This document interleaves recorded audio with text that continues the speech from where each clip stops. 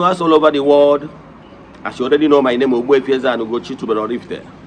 I'm an ancient high priest. I'm a money in charge and ugochitubelu na temple. And you know, about family, me look as all of money teacher. I'm a money in charge and ugochitubelu na temple. Broke out on in charge and order another restoration evangelical mission. But on your muscle, Jordan evil. So you can call me a priest or an evangelist. Answer my mission is to help people live better life. No, but you don't go one case. You show why you will be our reincarnation part 2. And my check over reincarnation is real. But to them, man, I judge you. Upon reincarnation is real. Can you hear better on how you take what you have? I'm here to tell you now some certain individuals here on earth. Cadendo.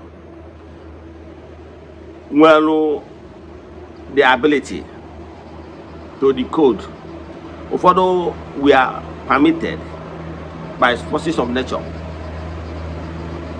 Hamwa Malonia Habo.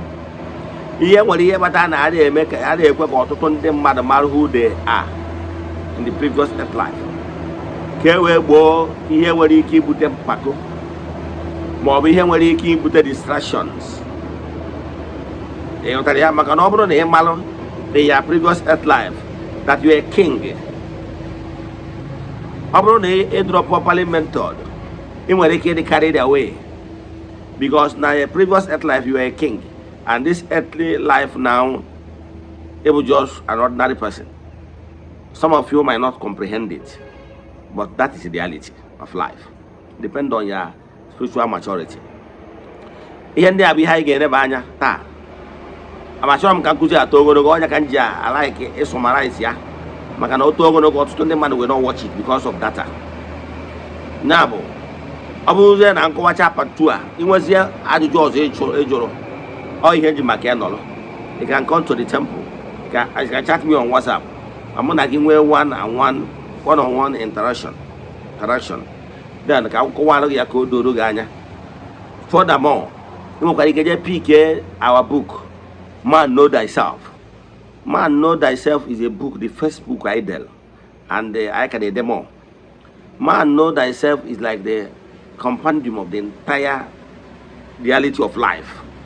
Of course, I can't beg. Then, here he goes. Able child of the temple, Echefuna.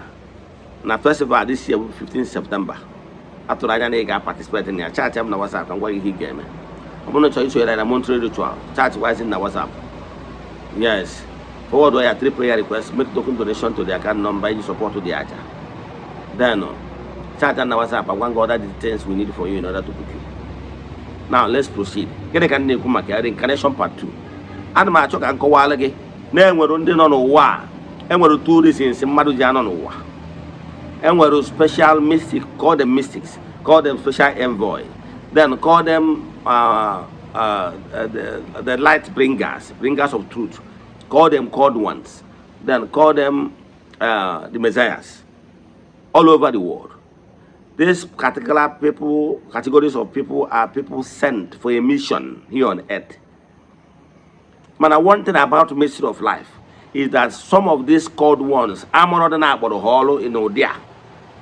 That is, some of them manaboroha. Manahamaro, their origin. It's only few individuals came here, however matter their origin. The realms has it, yeah.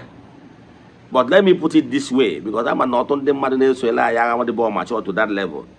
And we're on the Bialo on earth now.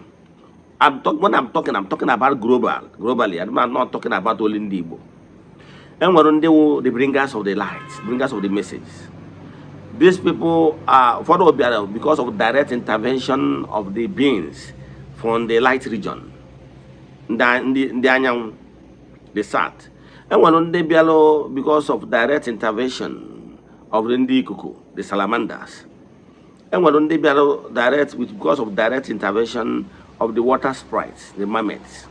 And when they Bialo, because of direct intervention of the gnomes, the elves, and so on and so forth. Then, but some of them make great time to consider so many things, but the mystery of universe.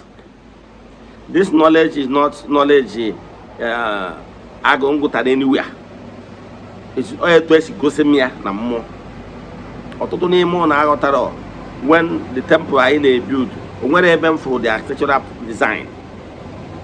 Ọ mgbe m na-eme meditation ka egosiri m ya wee sị m na m arụ ya replica here on earth na Igbo na ga-esi n'ebe a as foundational base wee gbasaa ike ọdịnala Igbo wee nye mba dum na ga-esikwa ya wee tọọtụ ndị mmadụ na-agbụ. In that particular trance and call it vision, in that particular experience, spiritual journey, I call it spiritual journey. In that particular spiritual journey, so many things was revealed to me. Yes, I realized my true self. I was revealed who I was in the previous earth life. That I'm from the reign of the priest. That I'm an ancient high priest. Why I answer this name Obron Mother Jeremiah is because that Namabu a priest of the old.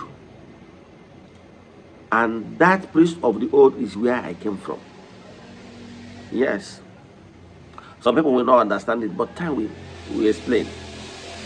Odu obuna nwere ebe o si.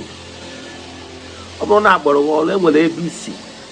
So, onya abatalo all of Nina I was based because when now go myself na agboro ndi ko onye nchu aja na onye mgbasa ozi. And onye obuna mana since mbidoro elo ejozi a I limited myself within that circle of the priesthood and the mgbasa ozi. Yes, because that is my calling.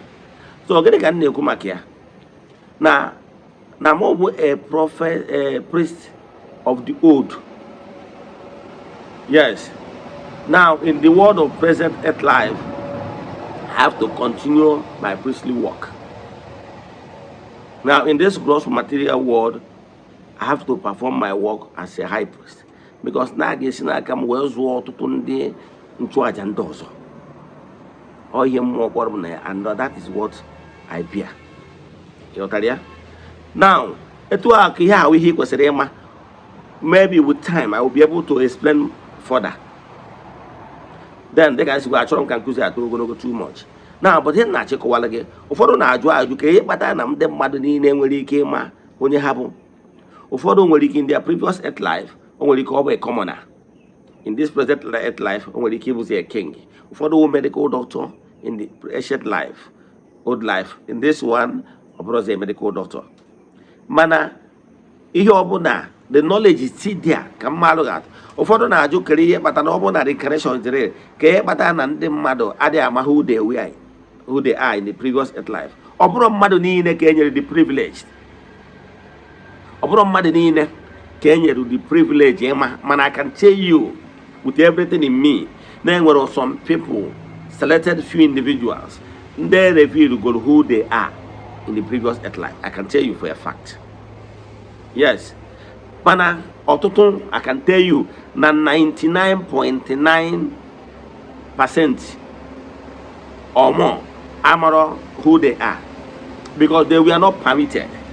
Oborongo ya jaka choose all more gabogi ya spirit guide.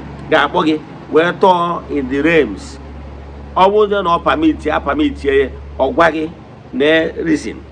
A problem in the when dog abagua the primary purpose why they derail from the race. If you don't educate, but I don't have a camalogat. If for this gross material world in our we add for the purpose of functioning here on earth. Whatever you are, there's an example, they were professor. They were professor, they were medical doctor, and they were prof. That academic knowledge and whatever you are is stored in your brain. The intellectual brain, the frontal brain. Our frontal brain, where the back brain. Your back brain is another kind of spiritual brain, the spiritual antenna. Why the frontal brain is for the intellect. Man, I the Bengal and the mother name we have over cultivation of the intellect.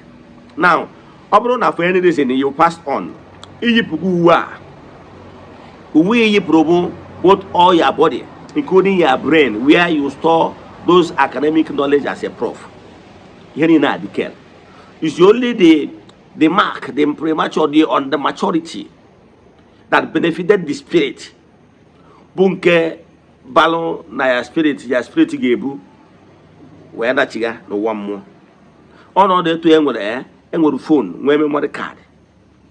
So more na ebialo with a phone. Where me put ihe ndị save na memory card, where me put that memory card. That things ya nwa na memory card. So memory card where never. Example, ihe memory card, let's say na memory card about the spirit, the soul, the spirit. Then the phone about their body. So here one is save na the memory card. Anyway, the memory card. E got a phone or phone. If when you hear now we save when a phone is gone. And we look at the memory card, it's slot one a new phone. If one information need now then a phone I'm had this year. Man and get the memory card we see the video. To a god in annual way. So it's only few percent they mark to memory card. Then a mother. If you was who you are, when a brain who called it. That in a go. A mamma's here. The only thing you got to hear na Kawalage Bona. Nobody Bonyawu a professor, Mobile Gerao, go here by some medicine. If you was is your fresh body, easy. Mana the sweet to Kabukagama. Nyabo, Obuze Nija, Anna Kusi here Basalo, that cause one. If you got experience in your previous earth life, in I got at once. Because that's in Kenya, the first time in your existence. Ni no buge in your previous earth life, bro, keep it here, Basaga be here. Oh, yeah, but I'm mad you were carrying muddy beer. Example, only be no one boy, a priest. Where you was, or get mature spirit, you was as a priest. Oh, what to hear, Ogama. Carry on the first time on our way priest in one mother, no one car. Egotaria, Adama check what no boom mados or subit and I came when pop it and pop pop. Oh, young women no to the mado. And when they came or ta, or the habo. Because the high puru, where they can have up the phone, high use, and you will store the memory card. Oh, yeah, but I name mamma. Man, that little impact, then a memory. Game, over there, if you are within that experience, young one, or that flashing and a mono the Congo Gaby, and already heard it to her. God, the subconscious mind, kids were name what idea, I got you off man. I'm going to come to Chico away, but they have him, Mamma come to school, he got there. But I might check a while again. Oh, what I ought to do, as we go where I need, but my candidate single. The Jamuchan when you mark, and Majonia Abu was over the same mark, and so on and so forth. Even globally, and when one Indian boy near account, a small boy near account, no one boy, here man no one boy, every abbey no one boy, why in other no one boy. A jabba just confirm here in Abu correct. I told me they were too far because I told Kavida to go over can the mother will watch here. So Tagibono Buna, now doubt to me reincarnation.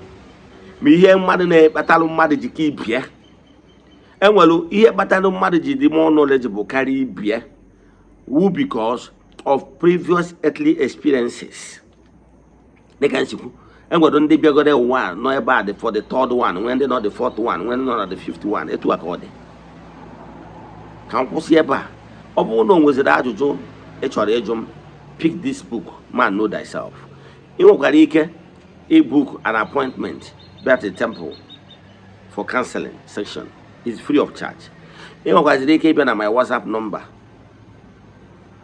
Can you party oka? Can you say about? I don't know when I was when I'm Kusia 9 on my screen. I have number WhatsApp number 0805783772. Let us pray. Equem na Chineke. Equem no di hesinimike ke Chineke na apụghị. Izimo zong de silu wo ya. N'ihi na ọ mazụrụ ihe niile. Obium siri ike na Chineke meworo m ya gazie May the blessings of Ogbuefi Ezeana be with you all. May you be protected. May you be blessed now and forevermore. Like I said, we go to the